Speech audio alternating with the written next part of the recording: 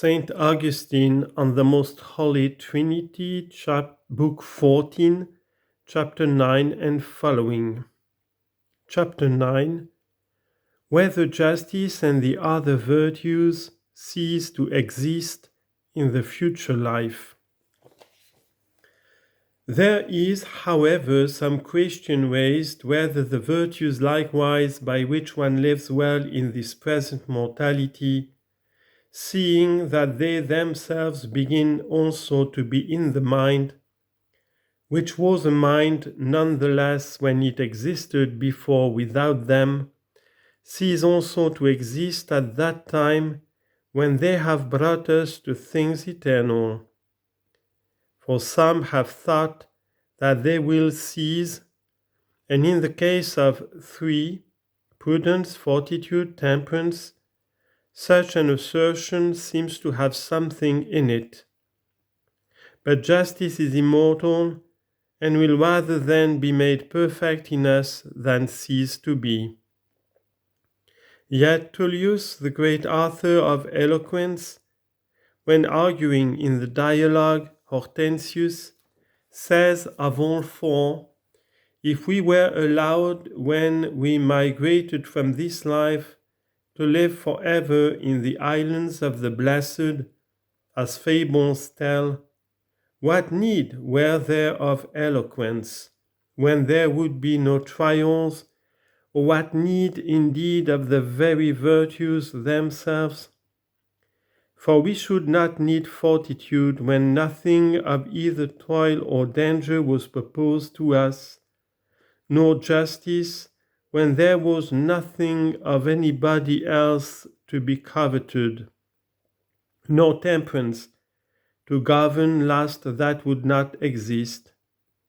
Nor indeed should we need prudence when there was no choice offered between good and evil.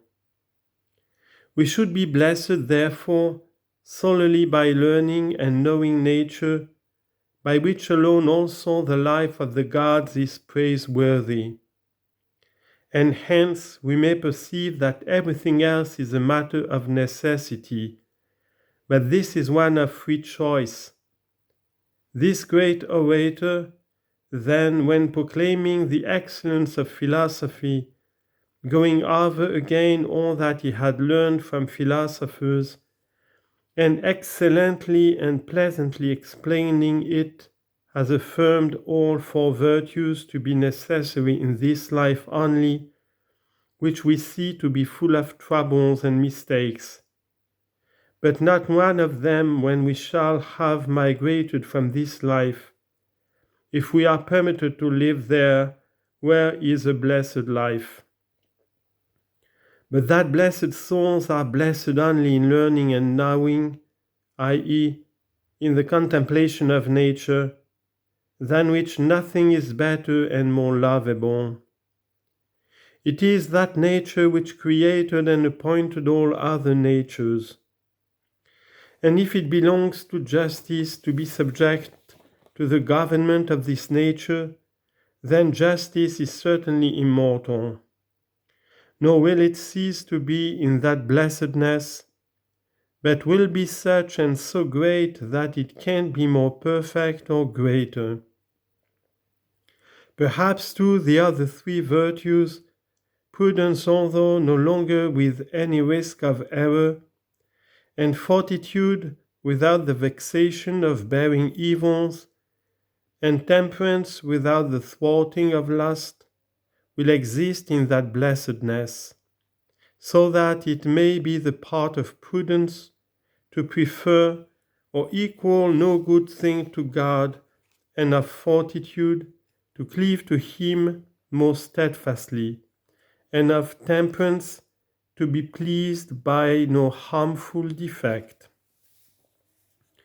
But that which justice is now concerned with in helping the wretched, and prudence in guarding against treachery, and fortitude in bearing troubles patiently, and temperance in controlling evil pleasures, will not exist there where there will be no evil at all. And hence those acts of the virtues which are necessary to this mortal life, like the faith to which they are to be referred, will be reckoned among things past, and they make now a different Trinity, whilst we hold, look at, and love them as present, from that which they will then make, when we shall discover them not to be, but to have been, by certain traces of them, which they will have left in passing in the memory. Since then too there will be a Trinity, when that trace, be it of what sort it may, shall be retained in the memory and truly recognized, and then these two be joined by will as a third. Chapter 10. How a Trinity is produced by the mind remembering, understanding, and loving itself.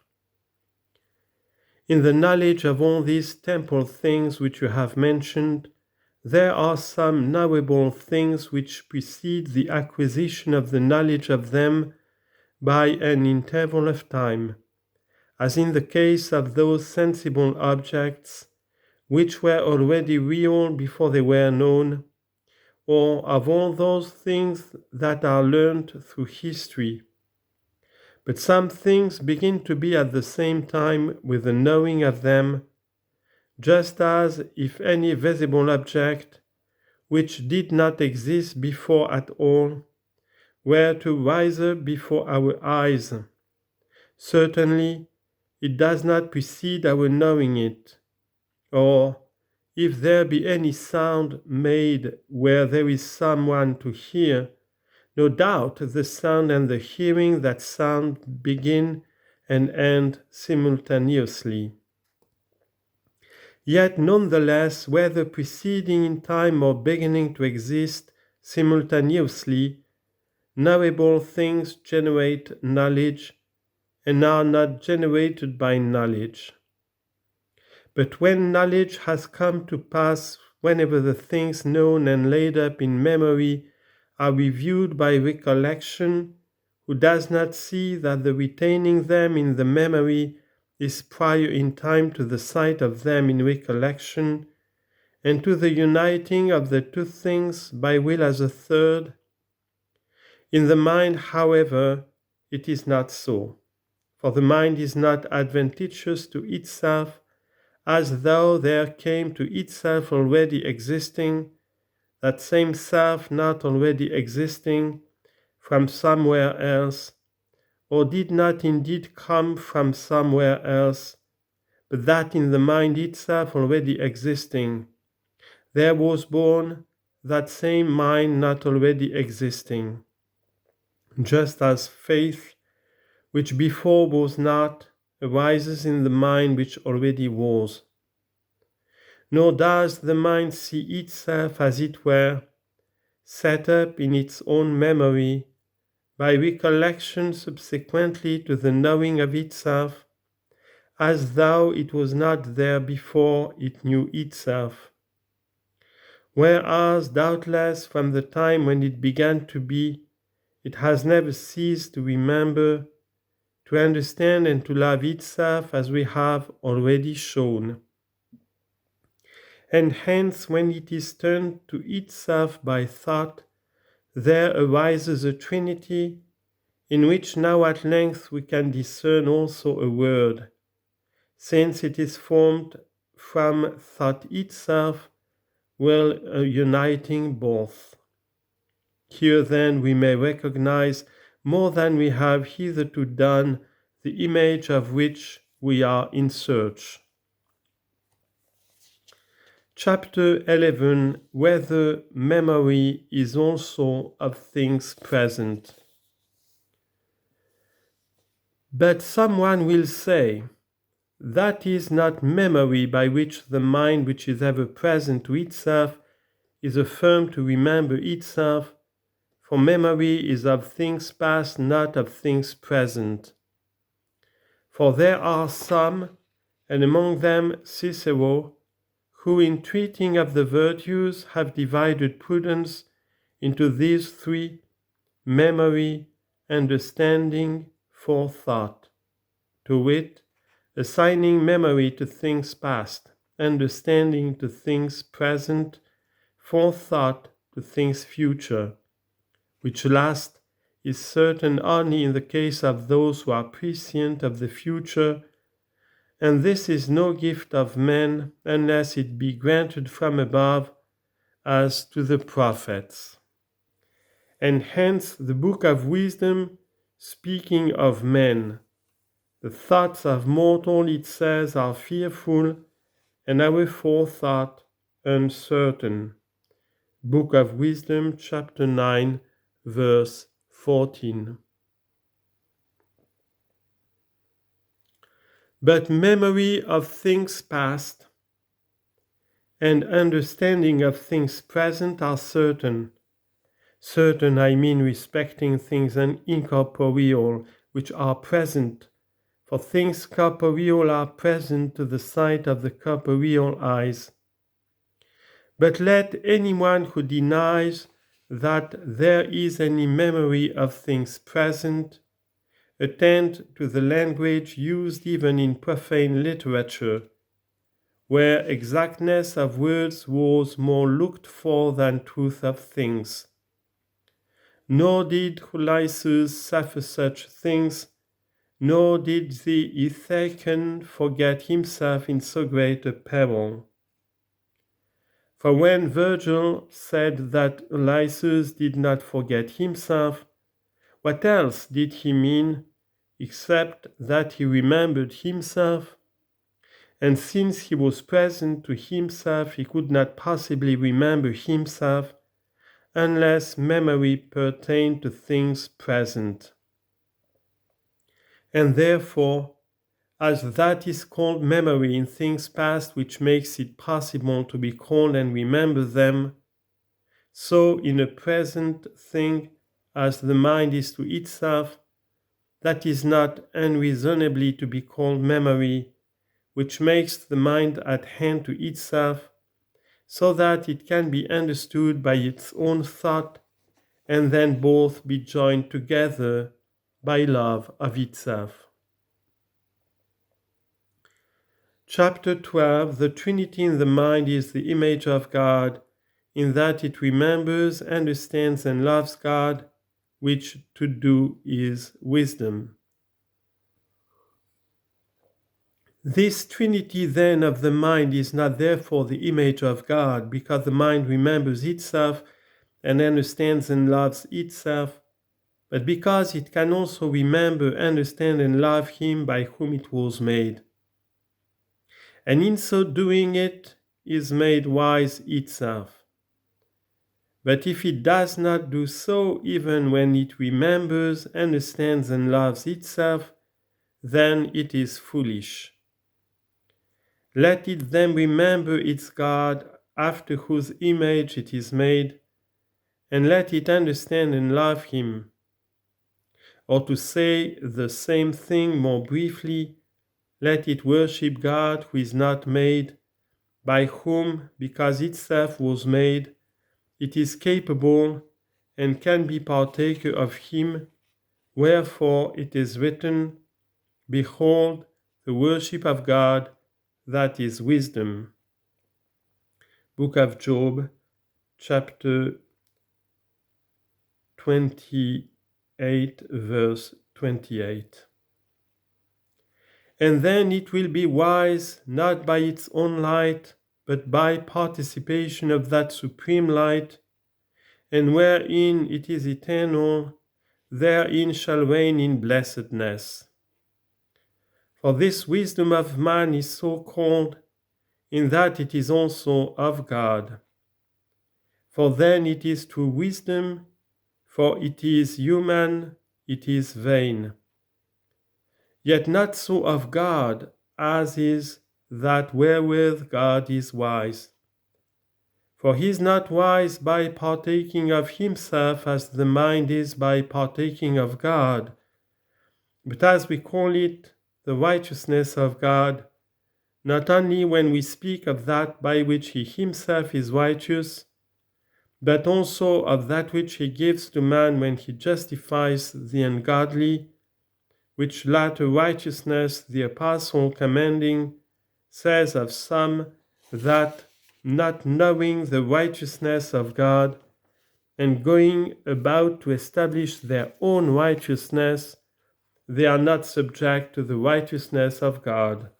Romans chapter 10, verse 3. So also it may be said of some that, not knowing the wisdom of God, and going about to establish their own wisdom, they are not subject to the wisdom of God. There is then a nature not made, which made all other natures, great and small, and is without doubt more excellent than those which it has made, and therefore also than that of which we are speaking, viz., than the rational and intellectual nature, which is the mind of man made after the image of him who made it. And that nature more excellent than the rest is God.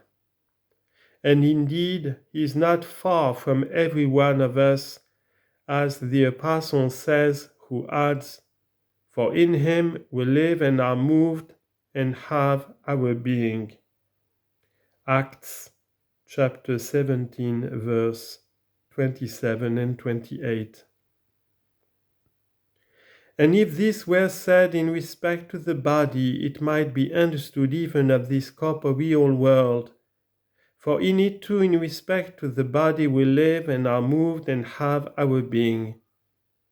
And therefore it ought to be taken in a more excellent way, and one that is spiritual, not visible, in respect to the mind which is made after his image. For what is there that is not in him, of whom it is divinely written, "For of him and through him and in him are all things"? Romans chapter 11, verse 26. If then all things are in him, in whom can any possibly live that do live, or be moved that are moved, except in him in whom they are? Yet all are not with him in that way in which it is said to him, "I am continually with thee." Psalm 73, verse 23. Nor is he with all in that way in which we say, "The Lord be with you." And so it is the special wretchedness of man not to be with him, without whom he can't be. For beyond a doubt he is not without him in whom he is, and yet if he does not remember and understand and love him, he is not with him. And when anyone absolutely forgets a thing, certainly it is impossible even to remind him of it. Chapter 13. How anyone can forget and remember God.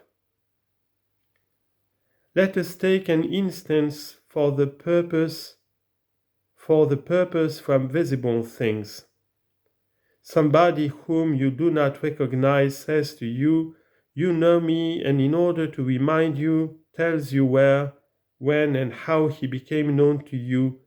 And if after the mention of every sign by which you might be recalled to remembrance, you still do not recognize him, then you have so come to forget, as that the whole of that knowledge is altogether blotted out of your mind, and nothing else remains, but that you take his word for it who tells you that you once knew him, or do not even do that, if you do not think the person who speaks to you to be worthy of credit. But if you do remember him, then no doubt you return to your own memory, and find in it that which had not been altogether blotted out by forgetfulness. Let us return to that which led us to adduce this instance from the intercourse of men. Among other things, the 9th Psalm says, "The wicked shall be turned into hell, and all the nations that forget God." Psalm 9, verse 17. And again, the Psalm 22, "All the ends of the world shall be reminded and turned unto the Lord." Psalm 22, verse 27. These nations, then, will not so have forgotten God as to be unable to remember Him when reminded of Him, yet by forgetting God as though forgetting their own life, they had been turned into death, i.e., into hell. But when reminded, they are turned to the Lord as though coming to life again by remembering their proper life, which they had forgotten. It is also read in the Psalm 94, "Perceive now, ye who are unwise among the people, and ye fools, when will ye be wise? He that planteth the ear, shall he not hear?" etc. Psalm 94, verses 8 and 9. For this is spoken to those who said vain things concerning God, through not understanding Him. Chapter 14. Content. The mind loves God in rightly loving itself, and if it love not God, it must be said to hate itself. Even a weak and erring mind is always strong in remembering, understanding, and loving itself. Let it be turned to God that it may be blessed by remembering, understanding, and loving Him. But there are yet more testimonies in the divine scriptures concerning the love of God. For in it those other two, namely memory and understanding, are understood by consequence, inasmuch as no one loves that which he does not remember, or of which he is wholly ignorant. And hence is that well-known and primary commandment, "Thou shalt love the Lord thy God." Deuteronomy 6:5. The human mind then is so constituted that at no time does it not remember and understand and love itself. But since he who hates anyone is anxious to injure him, not undeservedly is the mind of man also said to hate itself when it injures itself. For it wills ill to itself through ignorance, in that it does not think that what it wills is prejudicial to it, but it nonetheless does will ill to itself when it wills what would be prejudicial to it. And hence it is written, "He that loveth iniquity hateth his own soul." Psalm 11, verse 5. He therefore who knows how to love himself loves God, but he who does not love God, even if he does love himself, a thing implanted in him by nature, yet is not unsuitably said to hate himself, inasmuch as he does that which is adverse to him, and assails himself as though he were his own enemy. And this is no doubt a terrible delusion, that whereas all will to profit themselves, many do nothing but that which is most pernicious to themselves. When the poet was describing a like disease of dumb animals, "May the gods," says he, "grant better things to the pious, and assign that delusion to enemies. They were rending with bare teeth their own torn limbs." Since it was a disease of the body he was speaking of, why has he called it a delusion, unless because, while nature inclines every animal to take all the care it can of itself, that disease was such that those animals rent those very limbs of theirs which they desired should be safe and sound. But when the mind loves God and by consequence, as has been said, remembers and understands Him, then it is rightly enjoined also to love its neighbor as itself, for it has now come to love itself rightly and not perversely when it loves God, by partaking of whom that image not only exists, but is also renewed so as to be no longer old, and restored so as to be no longer defaced, and beatified so as to be no longer unhappy.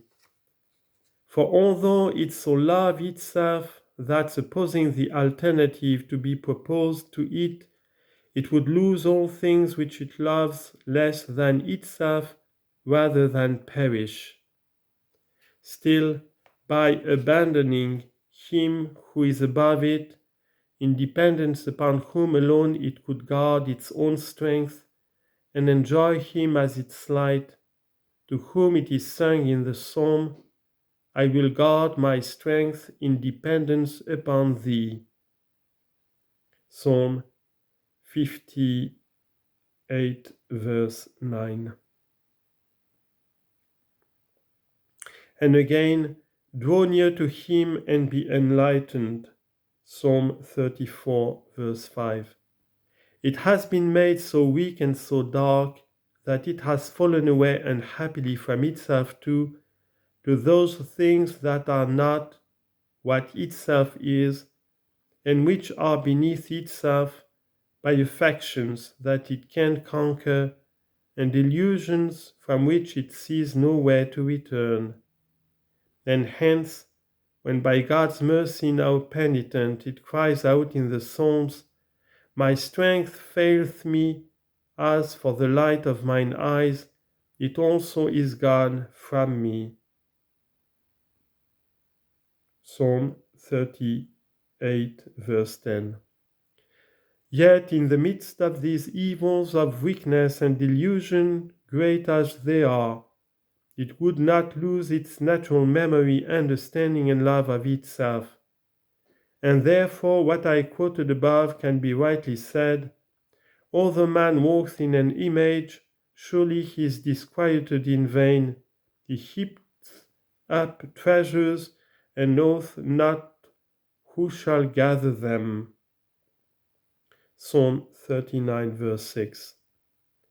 For why does he heap up treasures unless because his strength has deserted him, through which he would have God and so lack nothing?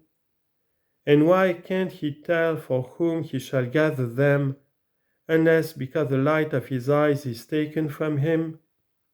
And so he does not see where the truth saith, Thou fool, this night thy soul shall be required of thee.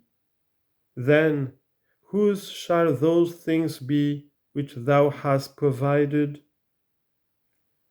Luke chapter 12, verse 20.